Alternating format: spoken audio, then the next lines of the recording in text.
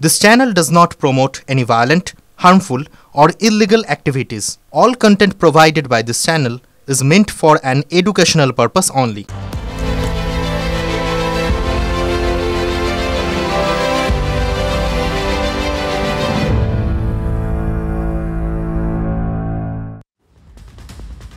হুমায়ুন কবিরের বাবরি নিয়ে বিতর্ক কম হয়নি। কেন তিনি এই বাবরি নামটা ব্যবহার করছেন এটা নিয়ে বিতর্ক কম হয়নি, কিন্তু সেদিন বাবরি মসজিদের ভিত্তিপ্রস্তর স্থাপনের মঞ্চে যা হয়েছে তা নিয়ে তৈরি হয়েছে আরও বড় বিতর্ক। বিশেষ করে সংখ্যালঘু সমাজে এই বিষয়টা নিয়ে তোলপাড় পড়ে গেছে, আর তাতেই পেঁচে পড়েছেন হুমায়ুন কবির। এখন ছেড়ে দে মা কেঁদে বাঁচি অবস্থা, তিনি দায় চাপাচ্ছেন অন্যের ঘাড়ে। দেখুন, দোষ জারি হোক, এত শত শত মানুষকে ডেকে এনে, হাজারে শয়ে মানুষকে ডেকে এনে সেদিন দুজন ধর্মগুরুকে বিশেষত দেখানো হয়েছিল, তাদের কথা ঘোষণা করা হয়েছিল আলাদাভাবে, তারা নাকি মক্কা মদিনা থেকে এসেছেন। কিন্তু পরে জানা যাচ্ছে না, মোটেই তারা মক্কা মদিনা থেকে আসেননি, তারা আমাদের এই রাজ্যের বাসিন্দা। তারা অবশ্যই ধর্মগুরু, কিন্তু তারা স্থানীয় মানুষ, তারা এই বাংলারই মানুষ। এইবার হুমায়ুন কবির কি বলছেন শুরুতেই দেখুন প্রতিবেদন। আজ যার কারণে এই মোরাবিগি মাটিতে, তাজপুরের মাটিতে আজ মক্কা মদিনার লোক চলে এসেছে। চিন্তা করতে পেরেছেন? সুবহানাল্লাহ। এই দেখেন দেখুন, সুবহানাল্লাহ। এই দেখেন দেখুন ভাইরা,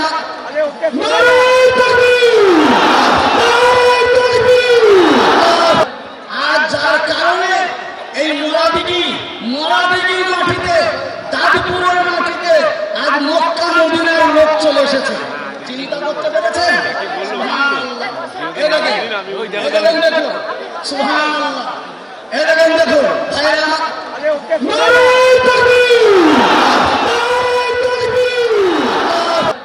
আজ যার কারণে এই মোরাবিগি মাটিতে, তাজপুরের মাটিতে আজ মক্কা মদিনার লোক চলে এসেছে। চিন্তা করতে পেরেছেন? আজ যার কারণে এই মোরাবিগি মাটিতে, তাজপুরের মাটিতে আজ মক্কা মদিনার লোক চলে এসেছে। চিন্তা করতে পেরেছেন? সুবহানাল্লাহ। এই দেখেন দেখুন, সুবহানাল্লাহ। এই দেখেন দেখুন ভাইরা,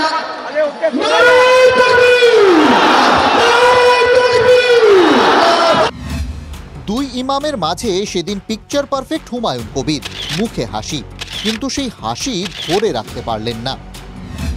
সেদিন ঘোষণা করা হয় বাবরি মসজিদের ভিতপ্রস্তর স্থাপনে সৌদি আরবের দুই কাররি অর্থাৎ মক্কার ইমাম এসেছেন। হযরত মাওলানা মুফতি সুফিয়ান সাহেব, হযরত মাওলানা মুফতি সুফিয়ান সাহেব মুফতিল্লাহুল আলিয়া উনি এসেছেন, আবার ওনার সঙ্গে বিতর্ক সেখানেই। দুই ধর্মগুরু সৌদি আরবের নয়, এ রাজ্যের। দুই ধর্মগুরুর একজন মুর্শিদাবাদের, দ্বিতীয়জন পূর্ব মেদিনীপুরের। সত্য প্রকাশ্যে আসতেই তোলপাড় শুরু হয়েছে। এ তো একেবারে গোড়াতেই গলদ। সৌদি আরবের কাররি নন, দুই ধর্মগুরুই এ রাজ্যের, আর তাতেই রেগে কাই হুমায়ুন কবির। সৌদি আরব থেকে তো তারা আসেনি নাকি? এই যে সিদ্দিকুল্লাহ চৌধুরী, এর জেলার সভাপতি বদরুল আলম মৌলানা, এ আর তার একজন সেক্রেটারি আছে, তার নাম মৌলানা ইউসুফ, এরা এই চক্রান্তটা করেছে। এদেরও জবাব আমি আগামী দিনে দেব। চক্রান্ত? হুমায়ুনের নিশানায় সিদ্দিকুল্লাহ চৌধুরী ও তাঁর সংগঠন। কবিরের অভিযোগ মেনে নিয়েছেন মধ্যস্থতাকারী খন্দকার ইউসুফ। যে সৌদি থেকে মেহমান আনার অবশ্যই কথা ছিল, কিন্তু সৌদি থেকে মেহমান আনতে গেলে অনেক লম্বা প্রসেস। বিশাল জনসমুদ্রের মধ্যখানে প্রথম থেকেই যেহেতু একটা প্রচার ছিল, জনাব হুমায়ুন কবির সাহেবের প্রচার ছিল যে সৌদির মেহমান আনা হবে, মানুষ ওখানে বিভ্রান্ত হয়ে যাবে, সেই হিসাবে ওখানে এটা আমরা বলতে পারিনি। মধ্যস্থতাকারী দায় মেনে নিলেন বটে, কিন্তু তৃণমূল মুখপাত্র ছাড়বেন কেন? তো ফলে কে কি বুঝিয়ে, কে কি রটিয়ে একটা হাইপ তোলার চেষ্টা করেছিলেন, এবং তারপর কি বেরিয়েছেন, যারা সেদিন সেখানে উপস্থিত ছিলেন তারা বুঝতে পারছেন যে তাদের কত রকম ভাবে ভুল বোঝাবার চেষ্টা হয়েছে। এত প্রচার, এত বিরাট আয়োজন, তবুও মুখ পুড়ল গোড়াতেই। রেগে আগুন হুমায়ুন। সিদ্দিকুল্লাহর যে পার্টি, সিদ্দিকুল্লাহর যে জামায়াতুল হিন্দ, এই জেলার নেতা সভাপতির নাম বদরুল আলম আর যে সেক্রেটারি ইউসুফ মাওলানা, এরাই এই চক্রান্ত করেছে। এটারও জবাব মুসলিমরা দেবে, সিদ্দিকুল্লাহকে দেবে আর জামায়াতুল। যে প্রশ্নটি নিয়ে বিতর্ক হচ্ছে তা হলো, জমায়েতে হাজির হাজারো ধর্মপ্রাণ মানুষকে কি সেদিন সম্পূর্ণ অসত্য কথা বলা হয়নি? এ কি তাদের বিশ্বাসে আঘাত নয়? এক্স্যাক্টলি। দেখুন, সব থেকে বড় প্রশ্নটা কি জানেন? কোথায় সাধারণ মানুষকে অবাক করছে? এখানে সেদিন হাজারো ধর্মপ্রাণ মানুষ এসেছিলেন। আমরা দেখেছি, আমাদের রিপোর্টাররা ফিরে এসে বলেছেন, যারা মুর্শিদাবাদ জেলার রিপোর্টার তারা বলেছেন যে আবেগ এমন ছিল, একটা প্লাস্টিকের ঝোলায় একজন এক একটা ইট ভাটা থেকে ইট নিয়ে এসেছেন। এটা ছিল আবেগ, ধর্ম, আবেগ। গরিব মানুষ এসেছিলেন বহু। আচ্ছা, তাদের সামনে আপনারা ঘোষণা করলেন যে সৌদি থেকে, মক্কা মদিনা থেকে লোক এসেছেন। আপনারা এটা বলতে পারলেন? ওখানে কেউ ক্রস চেক করলেন না?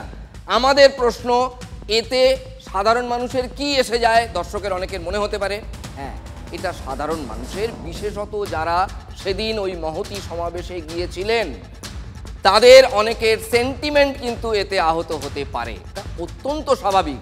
শুধু এই সম্প্রদায় বা এই ধর্ম নয়, যে কোনো ধর্মের ক্ষেত্রেই যদি এক জায়গার গুরুকে এনে আর এক জায়গার গুরু বলে দেখানো হয়, তাহলে সেটা সেন্টিমেন্ট হার্ট করবেই। প্রশ্নটা এইখানে।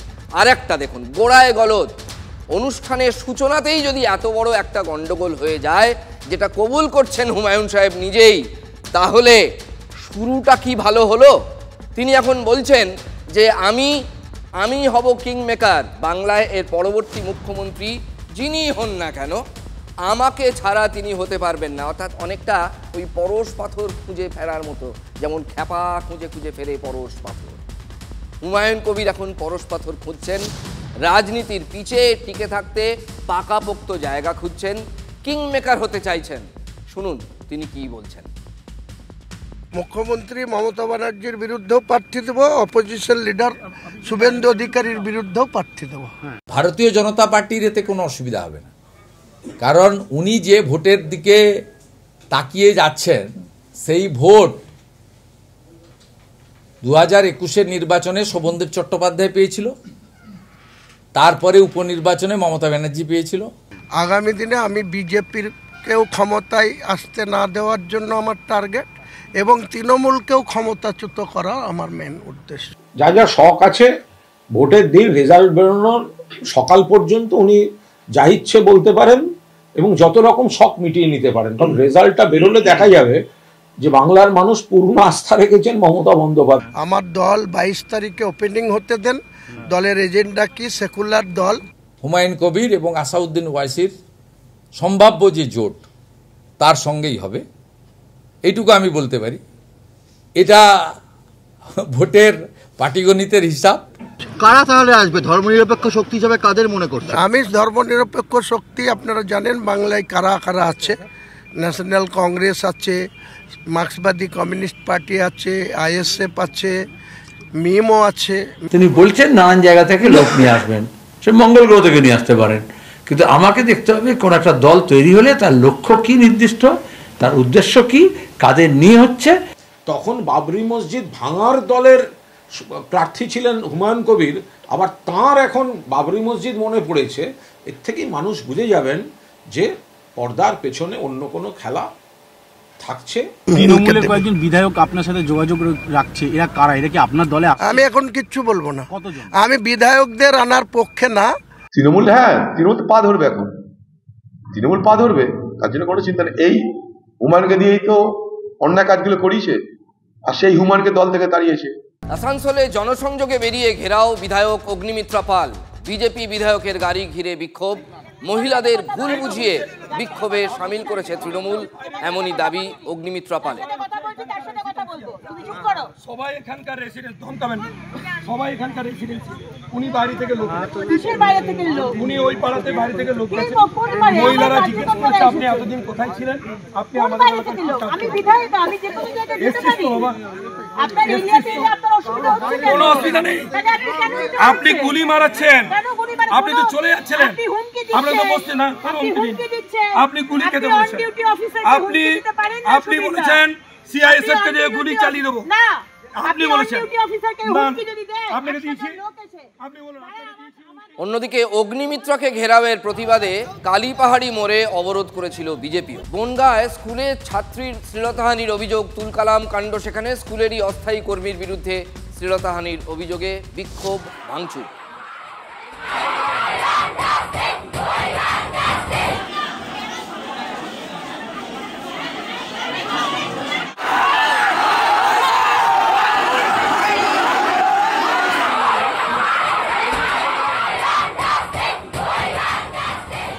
বিক্ষোভকারীদের হঠাতে লাঠি চার্জ করেছে পুলিশ।